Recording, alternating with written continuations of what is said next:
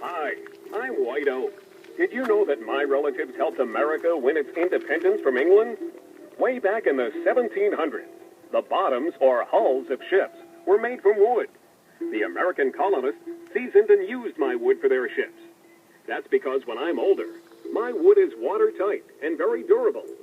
The English Navy, on the other hand, was forced to build ships from young green sapwood, which rots easily.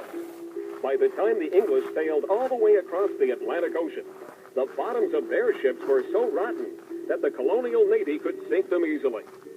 When you read about American history, be sure to remember me and my other friends. We've helped make America what it is today. Box. Hi, I'm your second guide tree, Sweet Gum. I'm a tough tree because I can grow under the worst conditions. I can handle ice and thunderstorms. I can be chopped at, burned by fire, eaten by insects, and decayed by disease. Why, you can just look at me and see all the scars. White Oak told you of his different names. Well, I also have different ones. Sap gum and red gum are names that were given to me because of the reddish-brown color in my wood. You can tell who I am among other leafy trees because of my star-shaped leaves. Like other trees in the forest, I have many unique and interesting uses.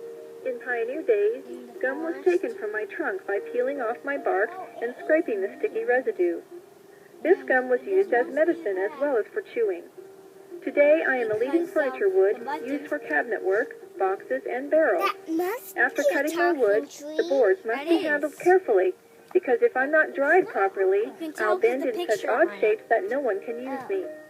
As you continue your walk, listen to the different forest sounds, and try to identify the trees and their uses. It's number 3. Yeah. Hi, I'm Yellow Poplar. Forest insects and diseases play an important role in the makeup of a forest. I was neither a very popular nor an abundant tree in the forest until the beginning of the 20th century. Before 1900, the American chestnut was the dominant tree in the mountains and in areas of rich, well-drained soils. But in the 1900s, a disease called chestnut blight completely wiped out the chestnut tree. Because the disease kills the chestnut as it gets older, all that is left are sprouts on old stumps and snags. I grow now where the chestnut used to be. Rangers believe I will continue to be the dominant tree for many years for several reasons. First, I'm a very fast-growing tree. Second, and most important, I am resistant to most forest diseases and insects. Forests are always in a state of change brought on by insects, diseases, droughts, or fires. It's the hardy trees like me, the yellow poplar, that continue to grow strong and survive. A yellow poplar, and it's the tree that has the sign on it. See how it has a sign nailed on it back there? That's the tree we're looking at. It goes up too high. I can't even see the leaves. It's so high. I can see the end, I think. You think you can? Stop. So that tree all the way back there? Let's see. Howdy, I'm a loblolly pine. I'm about 58 years old. How old are you? Did you know that when we loblolly pines are about 40 years old, the fastest growing part of our lives are over? But we are at our best for use as lumber to build homes, churches, schools, and offices. The opening in the forest behind me was made by loggers after the rangers decided that this part of the forest needed to be harvested. Nature also uses insects, diseases, and storms to clear an area of older trees. If you hike all of the forest trails, you'll see examples of a southern pine beetle infestation in several parts of the forest. This area will be a very attractive place for wildlife, especially along the edges and openings, where more sunlight reaching the ground will produce berry bushes, briars, and small plants. It will be easier for animals to get food and cover. So, you see, this kind of thinning and clear-cutting has benefited this forest and the animals who live here. What did he say it was? A lolly something? Push it again. Let's hear him say. What? Can't be alive, huh? Push it. A lolly what? Hi, I'm a loblolly pine. You may call me the king of this That forest. is hard to say. My family.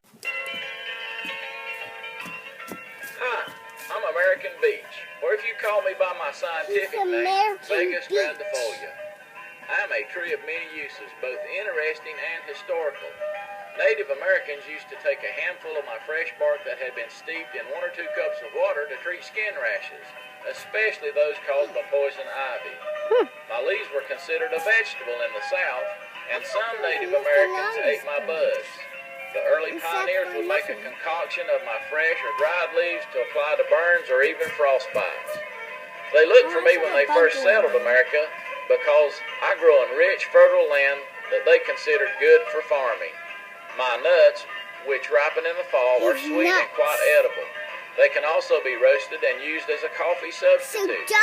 While my past is most interesting, I am now used mostly for furniture and novelty ware such as spoons and toys. My leaves can be used to make light and dark tan dyes.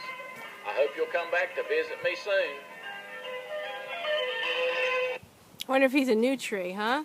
He's pretty skinny. Hi, I'm Eastern Red Cedar. Thinning out trees is a natural process in the forest, and it's a process that's good for the remaining trees. Tree thinning is usually done in one of 2 ways, by man or by nature. Look at all the trees lying on the ground around you. Nature has thinned out these trees. Whether done by man or by nature, thinning is beneficial to a forest. Thinning removes and discards sickly or crowded trees, which leaves the forest healthier. Thinning also allows the remaining trees to spread out and grow larger. The dead trees around me probably fell because they couldn't live in the shadow of the larger pines. We cedars are not very shade tolerant, which means that without adequate sunlight, we'll die.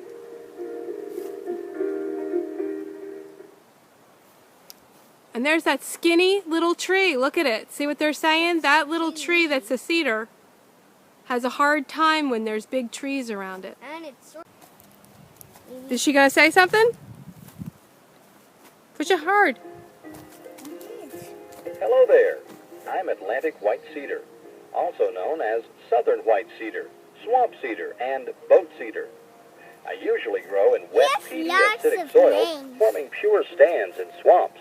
I'm growing here now because seed cones were left here by workers when this forest was a nursery for growing tree seedlings. I can't take a lot of shade, so the rangers are trying to let me get some sunlight by removing the hardwoods and some of the pines that are growing around me and my family. Since I'm not usually found here, the rangers are trying to help me grow, so you can see what I look like. They take care of me and the rest of the forest, and we trees like that. Well, I hope you enjoyed your walk and listening to us trees tell our story. Come back soon so we can tell you something new. I'm really not sure. I'm not sure which tree it is. I'm not sure if it's these little ones in the front, because he's saying... Hello, I'm your last guide tree, Atlantic white cedar. See, we're missing one here. Eastern red cedar. We may appear to be very similar on the surface, but if you study us closely, it might be this. Tell there are differences. I think it's this tree here. He's a cedar now. See it over there, look. Oh, okay. Oh, there's the thing. Okay. There he is. It's a thin cedar tree.